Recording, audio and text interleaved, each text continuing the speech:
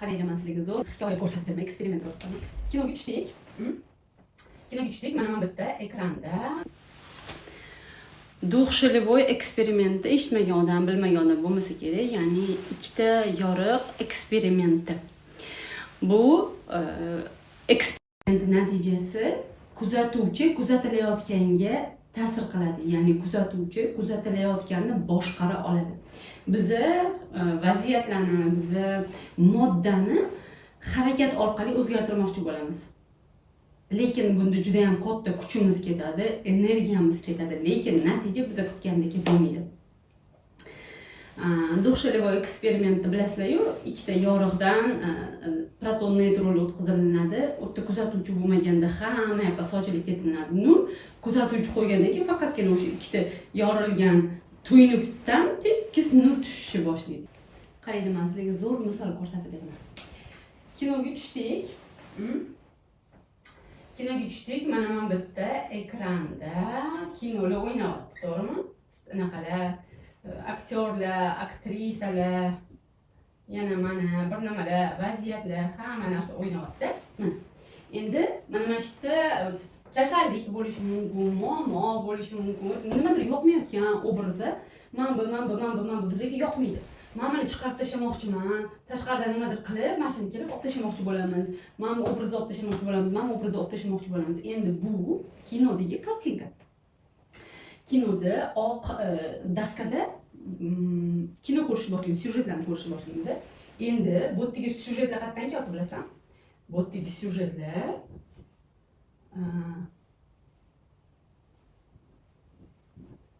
mana bitta kamerada plyonkalar o'ynaydi. Mana bitta plyonkalar bo'ladi, har xil ssenariylar bo'ladi. Mana shu plyonkani bu yerga qo'yganimizdan keyin mana bitta daskada syujetlar ketishni boshlaydi.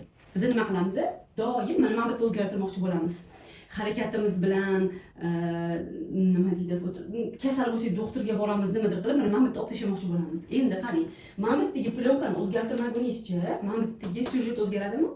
Do'stlarni olib tashlaysiz, yirtib olib tashlaysiz, lekin yana o'sha mana insonlik, yana mana vaziyatga kelishni boshlaydi. Hayotingizdan siz aktyorlarni olib tashlaysiz, lekin ssenariy bir xil davom etadi. Boshqa aktyorlar kirsa ham bir xil ssenariy davom etishni boshlaydi. Endi qaranglar, mana bitta o'zgartirishimiz uchun, mana bitta daskadagi kinoni o'zgartirishimiz uchun, mana bitta plyonkani o'zgartirishimiz kerak, to'g'rimi? Mana bitta boshqa narsa, boshqa plyonka kirgizishimiz kerak. Ana o'shanda mana bittadan chiqayotgan nur orqali mana bittagi syujetlar, ya'ni ssenariylar o'zgaradi. Endi nima demoqchiman? Mana bittagi bu bizga yozilingan programma. Bizga bir tug'ilganimizda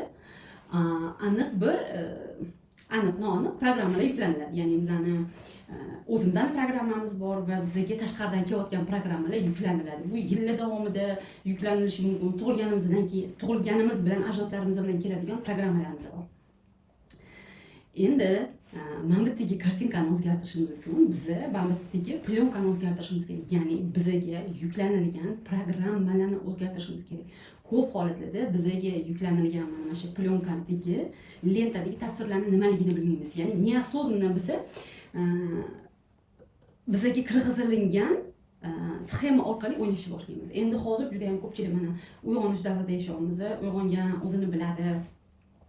Programmalarni biladi, boshqa bo'ladi, lekin mana bittagi programmani o'zgartirish, lentani o'zgartirish oson emas. Bunga yillarimizni misol uchun mana shu sferadaman, yillarimizni sarflaganmiz. Men hamkasblarim bor, o'zini ustida ishlaydiganlar, samarasida, samopaznan ichidagilar bor. Bunga juda ham katta yillarimizni sarflaymiz. Yillarimizni va katta energiyamizni, vaqtimizni sarflaymiz. Ssenariyni o'zgartirish uchun, tashqarida o'ynayotgan ssenariylarni o'zgartirishimiz uchun biza plyonkamizni, ya'ni programmamizni o'zgartirishimizdan o'zi yetadi. Endi buni qiyin yo'l bilan qilardik. Endi buni oson yo'li bilan ham mumkin. Ya'ni biza ongimizdagi, biza bilgan bo'lishi mumkin, biza bilmagan programmalarni o'zgartirganimizda mana bittagi ssenariy o'zgarishni boshlaydi.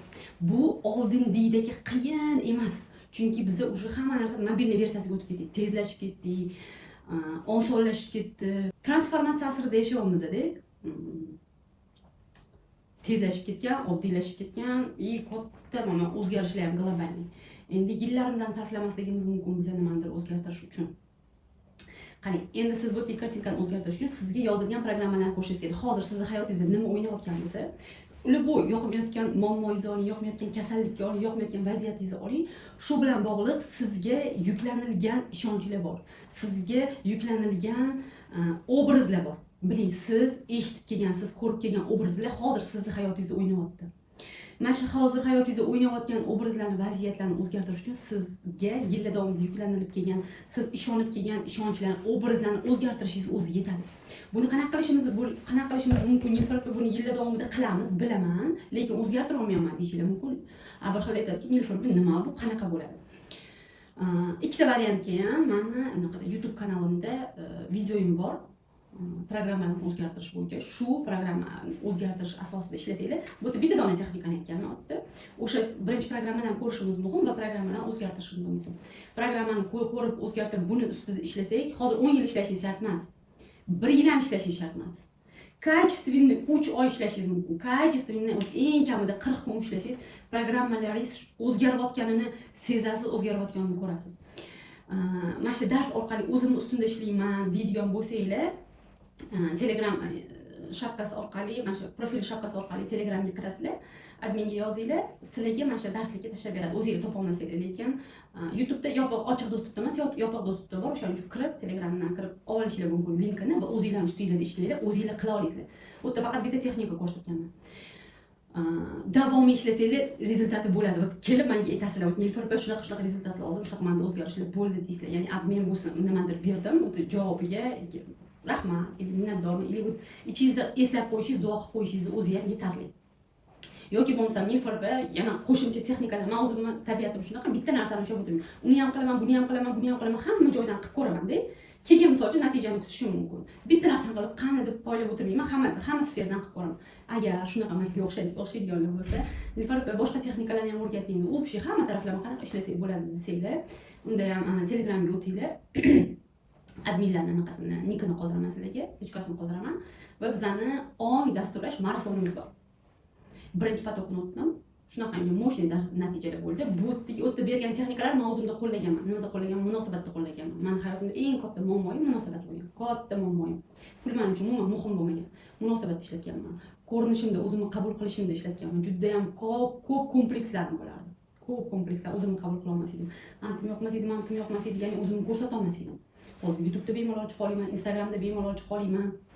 O'zimni ko'rsatish yo'lida tursin, gapira olmas edim, ovozimdan uyalardi. O'zimni qabul qilish bo'yicha ishlaganman, keyin pul bo'yicha ishladim.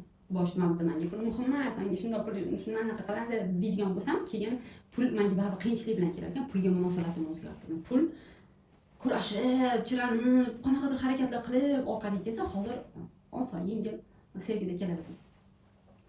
O'zimda ishlatgan texnikalarimni mana shu birinchi marafonni birinchi potokida berdim. O'zim ustida ishlayotgan qizlarda shunaqa mo'shli natijalar bo'ldi, zo'r natijalar bo'ldi. Uylar olishdi, turmush o'rtog'im umuman pul bermaydigan katta summalar berdi. O'zini ko'rishdi, o'zini anglashdi, munosabatlarni juda ham zo'r skachoklar bo'ldi. Ya'ni bu programmani o'zgartirish orqali kerakli texnikalar oson, informatsiyalar bilan to'ldirmadim. Kerakli oson texnikalarni berdim, bajarishdi, natijalarga erishishdi. Albatta, natijaga erishmaganlar ham bo'ldi. Menda hech narsa o'zgarmadi-ku deganlar ham bo'ldi-da. O'shanga aytdim-da, administratorlarga yozdim. So'raylar, nimalarni qildi? Bitta vazifani aytdi. Mana shuni qildim, menda o'xshamadi. Bitta dona narsani, 10 minglik narsani qilib, menda o'xshamadi deyish, bu mas'uliyatsizlik. O'tda men qancha narsa aytganman, qancha bu sostoяние ham berganman, holat ham berganman, texnikalar ham berganman, hamma narsa berganman-da. Ya'ni общий, ya'ni chiska jarayoni ham bo'ldi, chiska aqlda bo'ldi, ongda, his-tuyg'ular darajasida ham chiskalar berdi. Oson, yengil hayotda bajara oladigan texnikalarni berdim. Undan tashqari qo'shimcha hayotimizda va o'zimizning ustimizda o'tirib ishlagan texnikalarni berdim. Bittasini qilib qilmaganda, men hayotimda hech narsa o'zgarmadi, menda hech narsa bo'lmadi. Bu Paka agar shunaqa holatda bo'ladigan bo'lsangiz, tan oling, paka men tayyor emasman hali. O'zim ustimda ishlashga, hayotimda nimalarni o'zgartirishga hali tayyor emasman. Bu yerda mas'uliyatni kimgadir otishmasda, sen o'zgartirib bermading meni hayotimda nimadir otishmasda, men просто hali tayyor emas ekanman. Qabul qildim. Qachon shu pozitsiyada bo'lsak ham, bizning skorostimizni, tezligimiz yana tezlashadi. Agar nima deydi, dasturlash marafonimizni yana ham osonroq, yana ham yengilroq, yana ham zo'r bizga kerak bo'ladigan texnikalarni, holatlarni yana qo'shib ikkinchi marafonimizni ikkinchi potokini boshlaganmiz. Bunga qo'shilib olsanglar bo'ladi. o'zini ustimda ishlayman desanglar bemalol o'zinglarni ustinglarda ishlanglar yoki bo'lmasa давание qilib yordam kerak ham sinergiya bo'lsa ham sizni energiyasi ham gruppani energiyasi kerak desanglar mana bunga qo'shilishinglarni maslahat beraman. Chunki hamma narsani bir ko'rishimiz kerakda. Faqat bu yerda fokus natijada emas, bilasizlarmi? Fokus bizning ketayotgan yo'limizda.